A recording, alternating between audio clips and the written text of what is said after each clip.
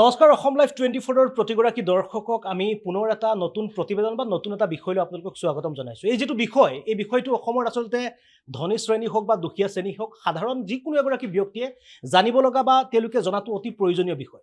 আজিৰ দিনত আপোনালোকে নিশ্চয় জানে যে লাহে লাহে ডিজিটেল মিটাৰ আঁতৰি গৈছে আৰু এতিয়া লাহে লাহে এপিডিচিএলৰ ফালৰ পৰা গাঁৱে ভূঞে চহৰে নগৰে প্ৰতিঘৰ মানুহক প্ৰদান কৰিছে তেওঁলোকে স্মাৰ্ট মিটাৰ। এতিয়া আপুনি যেতিয়া এপিডিচিএলৰ কাৰ্যালয়লৈ গৈ আপুনি যেতিয়া এটা স্মাৰ্ট মিটাৰ আবেদন কৰিবলৈ যায় তেতিয়া এপিডিচিএলৰ বাহিৰত বা সেই চৌহদত থকা একাংশ মধ্যভোগীয়ে বা দালালে স্মাৰ্ট মিটাৰ এটা আবেদন কৰিবলৈ যাওঁতে যথেষ্ট পৰিমাণৰ তেওঁলোকে ধন আপোনাৰ পৰা লৈ বা তেওঁলোকে আবেদন কৰি দিয়াৰ নামত যথেষ্ট পৰিমাণ 15 পৰা 20 হাজাৰ টকা আপোনাৰ পৰা আদায় লৈ লয়। কিন্তু আপুনি আসলতে তেওঁলোকক 15 পৰা 20 হাজাৰ টকা তেওঁলোকক দিয়াৰ পৰিৱৰ্তে আপুনি আপোনাৰ মোবাইলৰ পৰা বা আপুনি যিকোনো এখন ইন্টাৰনেট কানেকশ্যন থকা দোকানলৈ গৈ আপুনি সেই স্মাৰ্ট মিটাৰটো আবেদন কৰিব পাৰিব সম্পূৰ্ণ বিনামূলীয়াকৈ। আৰু এটা স্মাৰ্ট মিটাৰ আবেদন কৰিবৰ কাৰণে আপুনি অনলাইনত কেনেকৈ আবেদন কৰিব লাগিব, কোনটো ৱেবছাইটত যাব লাগিব আৰু কি ডকুমেণ্ট লাগিব আৰু কেনেকৈ আপোনালোকে আবেদন কৰিবৰ কাৰণে ক'ত যাব লাগিব গোটেইখিনি সম্পূৰ্ণ তথ্য আজিৰ এই প্ৰতিবেদনটোত মই আপোনালোকক জনাবলৈ চেষ্টা কৰিম আৰু ইয়াৰ জৰিয়তে আপোনালোকে ঘৰৰ পৰাই এটা স্মাৰ্ট মিটাৰ আপোনালোকে আবেদন কৰি অতি কম খৰচত কোনো মধ্যভোগীক টকা নিদিয়াকৈ ধন নিদিয়াকৈ আপোনালোকে ঘৰৰ পৰা এটা স্মাৰ্ট মিটাৰ আবেদন কৰিব পাৰিব। প্ৰথমতে আপোনালোকে স্মাৰ্ট মিটাৰটো আবেদন কৰিবৰ কাৰণে গুগলৰ আপোনাৰ মোবাইলেই হওক বা আপোনাৰ কম্পিউটাৰে হওক তাত গৈ আপোনালোকে গুগলৰ এপিডিচিএল বুলি আপোনালোকে সাৰ্চ কৰি দিলে হ'ল। মই ইতিমধ্যে সাৰ্চ কৰি ৰাখিছোঁ ইয়াতে আপোনালোকে দেখিছে এপিডিচিএল। মই পুনৰ এবাৰ সাৰ্চ কৰি দিছোঁ এপিডিচিএল। এই এপিডিচিএল বুলি সাৰ্চ কৰি আপোনালোকে এণ্টাৰ মাৰি দিয়াৰ লগে লগে আপোনালোকে দেখিছে Assam power distribution company limited. ইয়াতে আপোনালোকে গৈ ক্লিক কৰি দিয়াৰ লগে লগে আপোনালোকৰ যিটো এপিডিচিএলৰ যিটো পৰ্টেল আছে মুখ্য পৰ্টেলত আপোনালোকে প্ৰৱেশ কৰিব আৰু প্ৰৱেশ কৰাৰ পাছতে আপোনালোকে দেখিছে অসম শক্তি বিতৰণ কোম্পানী লিমিটেড লিখা আছে। এইটো হৈছে এপিডিচিএলৰ যিটো পৰ্টেলৰ যিটো প্ৰথম ভাগ এই প্ৰথম ভাগ ইতিমধ্যে আপোনালোকে দেখা পাইছে আৰু এই যেটো পৰ্টেল আছে এই পৰ্টেলৰ পৰা আপোনালোকে অতি অনায়াসে খুব কম সংখ্যক ডকুমেণ্টৰ জৰিয়তে আপোনালোকে ঘৰৰ পৰাই এটা মিটাৰ আপোনালোকে আবেদন কৰিব পাৰিব। আৰু এই মিটাৰটো আপোনালোকে এনেদৰে আবেদন নকৰি যদি আপোনালোকে কোনো মধ্যভোগীক দিব বিচাৰিছে মধ্যভোগী আপোনাৰ পৰা প্ৰায় 15 পৰা 10 হাজাৰ টকা তেওঁলোকে লৈ লয়। আৰু এনেদৰে বিভিন্ন খবৰ আমালৈ আহে আমি পায়ে থাকোঁ যে বিভিন্ন ব্যক্তিৰ পৰা মধ্যভোগীয়ে 15 পৰা 20 হাজাৰ আনকি 30 হাজাৰ টকালৈকে তেওঁলোকে এটা মিটাৰ দিয়াৰ নামত তেওঁলোকে সাধাৰণ এগৰাকী মানুহৰ পৰা লৈ লয়। আৰু আপুনি চিন্তা কৰক অসমৰ এগৰাকী দৰিদ্ৰ ব্যক্তিয়ে যদি এটা মিটাৰ কানেকশ্যন ল'ব বিচাৰে সেই মিটাৰটো ল'বলৈ যদি তেওঁ 15 পৰা 20 হাজাৰ বা 20 পৰা 30 হাজাৰ টকা যদি মধ্যভোগীকে দিয়ে তেনেহ'লে সেই ব্যক্তিগৰাকীৰ মাহিলী উপাৰ্জনৰ পৰা তেওঁ কিমান টকা দিব লাগে। সেইকাৰণে আপুনি আপোনাৰ মোবাইলৰ পৰা আপুনি সাধাৰণভাৱে আপুনি কেনেদৰে আবেদন কৰিব পাৰিব এটা মিটাৰ সেই সম্পৰ্কে এই মুহূৰ্তত আমি জনাই দিছোঁ। এতিয়া এই পৰ্টেলটো খোলাৰ লগে লগে আপোনালোকে দেখিছে ইয়াতে 5টাকৈ অপশ্যন দিয়া আছে। পে ইলেক্ট্ৰিচিটি বিল আপোনালোকে ইয়াৰ পৰা ইলেক্ট্ৰিচিটি বিলো দিব পাৰিব। ইয়াতে আপোনালোকে ইলেক্ট্ৰিচিটি বিল আপোনালোকে চাবও পাৰিব, ভেৰিফাই কৰিব পাৰিব বা ভিউ কৰিব পাৰিব। ৰিচাৰ্জ প্ৰিপেইড মিটাৰো কৰিব পাৰিব, স্মাৰ্ট প্ৰিপেইড বেলেঞ্চো আপোনালোকে ইয়াত চাব পাৰিব। আৰু ইয়াত আপোনালোকে তলৰ যিটো অপশ্যন ইয়াত দেখিছে এপ্লাই ফৰ নিউ কানেকশ্যন অৰ্থাৎ নতুন এটা মিটাৰ আবেদন কৰিবৰ কাৰণে আপোনালোকে ইয়াত গৈ ক্লিক কৰিলে হ'ল। আৰু ইয়াত ক্লিক কৰাৰ লগে লগে আপোনালোকে দেখিছে ডিষ্ট্ৰিক্ট আহি গৈছে, আপুনি কোনখন জিলা বা সাব ডিভিজনৰ কথা আহি গৈছে আৰু ইয়াতে আহিছে required document for new electricity connection অৰ্থাৎ নতুন এটা মিটাৰ আবেদন কৰিবৰ কাৰণে কি ডকুমেণ্ট লাগিব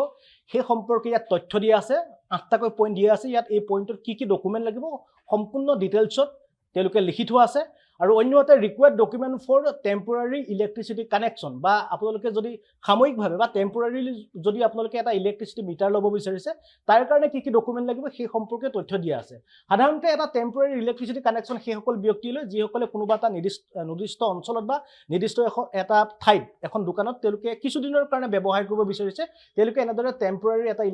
ইলেক্ট্ৰিচিটি কানেকশ্যন তেওঁলোকে লয়। কিন্তু যদি আপুনি পাৰ্মানেণ্ট বা আপোনাৰ ঘৰৰ কাৰণে ল'ব বিচাৰিছে তেতিয়াহ'লে আপুনি ওপৰৰ যিটো নিউ কানেকশ্যন এই কানেকশ্যনৰ পৰা আপুনি ল'ব পাৰিব। ইয়াতে আপোনালোকে দেখিছে যে প্ৰথমতে লিখা আছে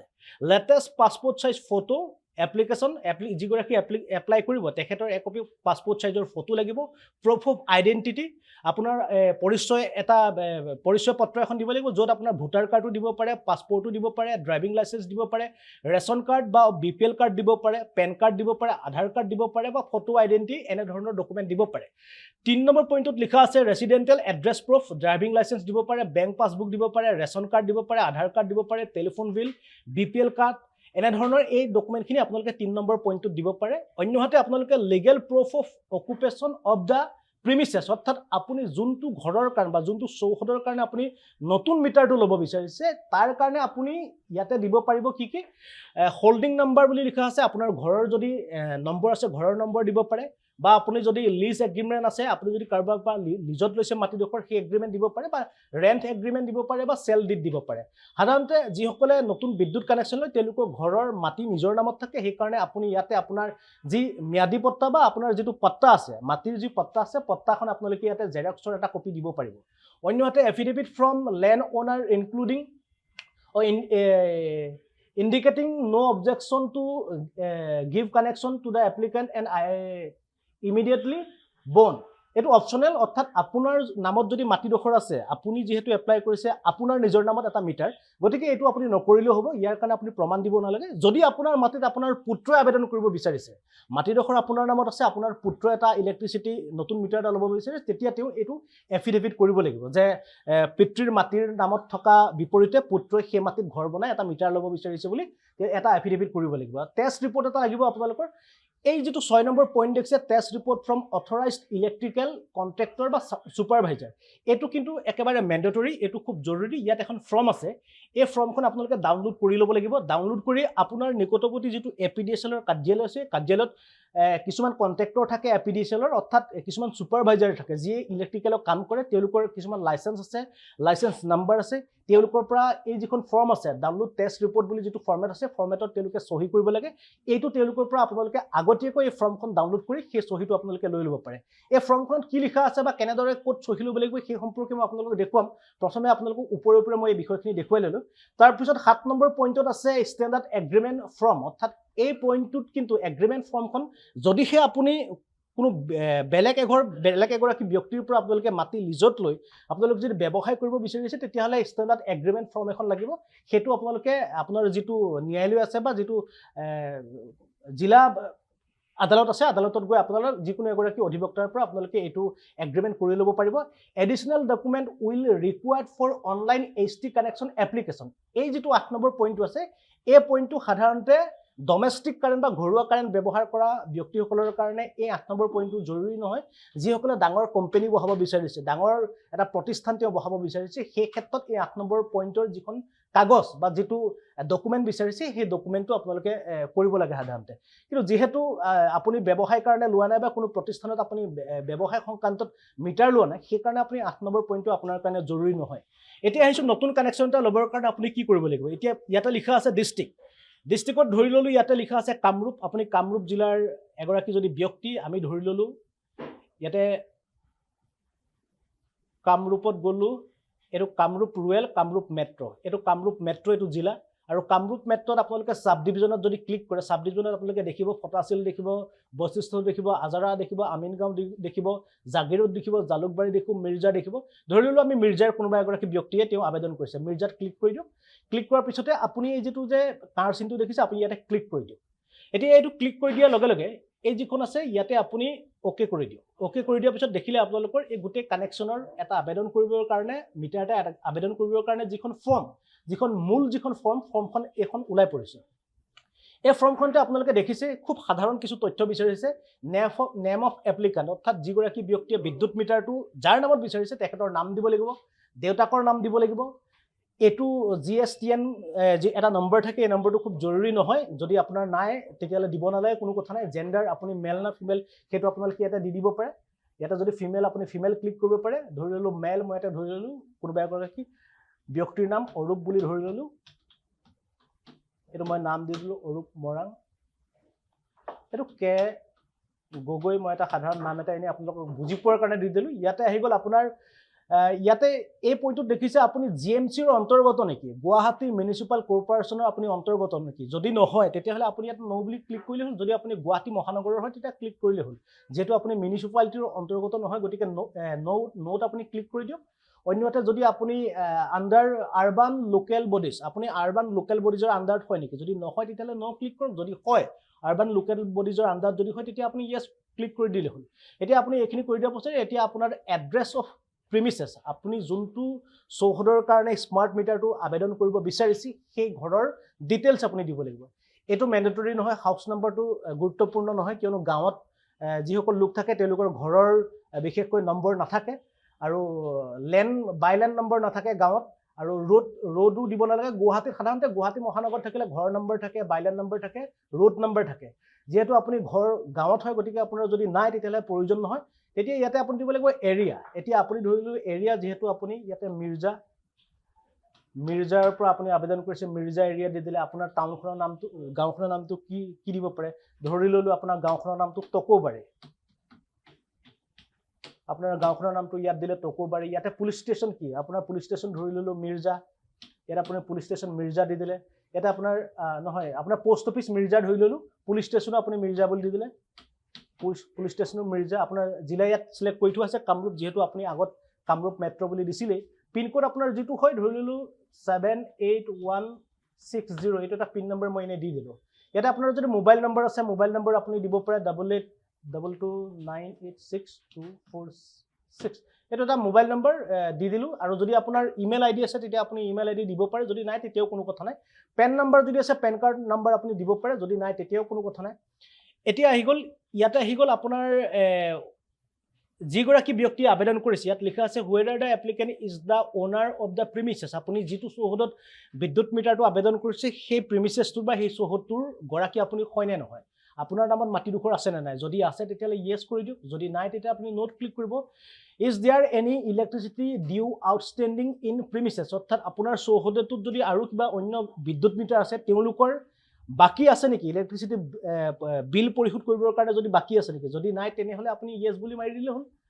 যদি নাই তেতিয়াহলে আপুনি নোট ক্লিক কৰি দিলে হ'ল আৰু আপুনি এই পইণ্টত যদি আপোনাৰ ঘৰত যেটো ইলেক্ট্ৰিসিটাৰ বিদ্যুৎ মিটাৰ আপুনি এপ্লাই কৰিছে ইয়াতে এইটো সুধিছে যে আপোনাৰ ঘৰৰ চৌহদৰ যেটো মিটাৰ সেই মিটাৰটো লবৰ কাৰণে একেবাৰে শেষৰ যেটো আপোনাৰ পোল যেটো কাৰেন্টৰ খুঁটা এই খুঁটাটো 30 মিটাৰৰ দূৰত আছে নে 30 মিটাৰৰ ভিতৰত আছে যদি ভিতৰত আছে আপুনি ইয়েস মাৰি দিওক যদি দূৰত আছে তেতিয়া নো মাৰি দিওক ধৰিলো আপুনি ভিতৰত আছে আমি ইয়েস মাৰি দিলো আৰু ইয়াতে আপুনি if any existing connection of the premises অৰ্থাৎ আপোনাৰ চৌহদটোত আপুনি যোনটো এৰিয়াৰ কাৰণে মিটাৰটো লব বিচাৰিছে চৌহদটোত কেৱল বিদ্যুৎ মিটাৰ আপুনিয়ে প্ৰথম লব বিচাৰিছে নে ইয়াৰ পূৰ্বেও বিদ্যুৎ মিটাৰ আছিল বা কোনোবা বিদ্যুৎ মিটাৰ আবেদন কৰিছিল যদি আছে তেনেহলে আপুনি ইয়েস মাৰি দিব যদি নাই তেতিয়া আপুনি নোট মাৰি ধৰিলো নো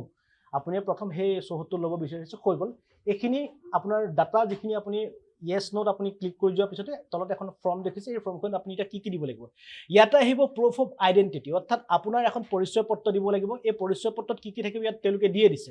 পৰিচয় পত্ৰত আপোনাৰ ভোটাৰ কাৰ্ড আছে পাসপোৰ্ট আছে ড্ৰাইভিং লাইসেন্স আছে ৰেশন কাৰ্ড আছে বিপিএল কাৰ্ড আছে পেন কাৰ্ড আছে আধাৰ কাৰ্ড আছে এই ডকুমেন্ট কেইটা যিকোনো এখন ডকুমেন্ট আপোনালোকে ইয়াত পাসপোৰ্ট বুলি আপোনালোকে ক্লিক কৰাৰ পিছত পাসপোৰ্ট ধৰি ললো পাসপোৰ্ট বহুতৰে নাথাকে ড্ৰাইভিং লাইসেন্স থাকে বা আপোনাৰ ধৰি ললো এখন আধাৰ কাৰ্ড থাকে সকলোৰে আধাৰ কাৰ্ডত আপুনি ক্লিক কৰিলে আধাৰ কাৰ্ড দিয়াৰ পিছতে চুজ ফাইল এই চুজ ফাইল যেটো দেখিছে এই চুজ ফাইলত আপুনি ক্লিক কৰাৰ লগে লগে প্ৰথমতে আপোনাৰ যিখিনি ডকুমেন্ট লাগে সেই ডকুমেন্টখিনি আপুনি কম্পিউটাৰত ভৰাই ল'ব লাগিব কম্পিউটাৰত ভৰাই লৈ আপুনি এটা জায়গাত নিৰ্দিষ্ট এটা ফোল্ডাৰত আপুনি থৈ ল'ব লাগিব গতিকে মই আপোনালোকক দেখুৱাবৰ কাৰণে এটা ডেমো আপোনালোকক দিছো সেই কাৰণে আপোনালোকক বুজাই দিলো এটা চুজ ফাইলত গৈ আপোনাৰ যিটো ফোল্ডাৰত আপোনাৰ ডকুমেন্টখিনি থাকে এই চুজ ফাইলৰ পৰা আপুনি ক্লিক কৰি ডকুমেন্টটো তাত ভৰাই দিব ৰেসিডেন্সিয়েল এড্ৰেছ প্ৰুফ ইয়াতে ৰেসিডেন্সিয়েল এড্ৰেছ প্ৰুফত কি থাকিব পাৰে বেংক পাসবুক থাকিব পাৰে টেলিফোন বিল থাকিব পাৰে driving licence ration card BPL existing electricity bill Aadhaar card ধৰি ললো আধাৰ কাৰ্ড ইয়াতো দি দিলে আপোনালোকে ঠিক তেনেদৰে ইয়াত যেনেদৰে আধাৰ কাৰ্ড দিছে ইয়াতো আধাৰ কাৰ্ড আপোনালোকে চুজ কৰিব পাৰে proof of legal occupation of the premises আপোনাৰ চৌহদটোৰ যে আপুনি লিগেল অকুপেশন বা আপোনাৰ নামতে মালিকী স্বত্ব আছে মাটিডোখৰ সেই কাৰণে আপুনি আপোনাৰ যেটো মাটিৰ মিয়াদি পট্টা আছে মিয়াদি পট্টাৰ আপুনি মিয়াদি পট্টাৰ এটা কপি আপোনালোকে দিব পাৰে ইয়াতে হাউস হোল্ডিং বুলি যেটো আছে হাউস হোল্ডিং নঙত গৈ আপোনালোকে ক্লিক কৰি মিয়াদি পট্টাৰ এটা কপি আপোনালোকে ইয়াতে ভৰাই দিব পাৰে চুজ ফাইলত গৈ ইয়াৰ পিছত আহিব টেষ্ট ৰিপোৰ্ট ফৰ অথৰাইজড